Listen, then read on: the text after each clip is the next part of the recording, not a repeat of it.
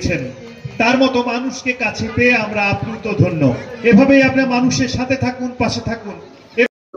আপনারা জানেন সেটা হচ্ছে সালানপুর ব্লক তৃণমূল কংগ্রেসের পক্ষ থেকে এই বছর নিয়ে 3 বছর, 3rd বছর আমাদের খেলা চলছে।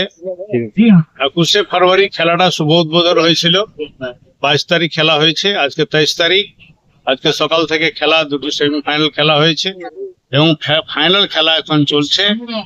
এই ফাইনাল খেলাতে আমাদের 2টা টিম এখন খেলছে, আমাদের সালানপুর ব্লকেরই 2টি গ্রাম পঞ্চায়েতের। আমাদের মাঝখানে আজকে এখানে উপস্থিত হয়েছেন আমাদের অতিথিরা, আরো অতিথিরা আমাদের আসছেন এবং এদের মধ্যে আপনারা জানেন সেটা হচ্ছে আমাদের সিরিয়াল জগতের যারা আছেন, মডেলিং জগতের যারা আছেন নেত্রীরা, 3 জন নেত্রী আমাদের আজকে এখানে উপস্থিত হয়ে আমাদের এই এলাকার মানুষকে আরো উৎসাহিত করছেন। আমাদের খেলোয়াড় প্রেমীরা যারা আছেন তাদেরকে উৎসাহিত করছেন এবং আমরা সবাই উৎসাহিত। এবং আজকে ফাইনাল খেলাটার পরে আমাদের বিভিন্ন রকমের যা প্রাইজ আছে সেই ডিস্ট্রিবিউশনটা আজকে এখানে হতে চলেছে। এই এলাকার মানুষের সহযোগিতায় খেলাটা সম্পূর্ণ হবে এবং খুব সুন্দর হবে, এটা আশা করছি। কি কি পুরস্কার রয়েছে?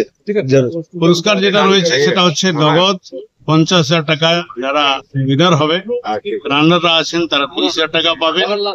এবং এই খেলার মধ্যে আমাদের অলরাউন্ডার যে আমাদের খেলোয়াড়রা আছে তার মধ্যে যে সব থেকে ভালো আজকে খেলেছে তাকে কিন্তু আজকে স্কুটির প্রাইজটা দেওয়া হবে।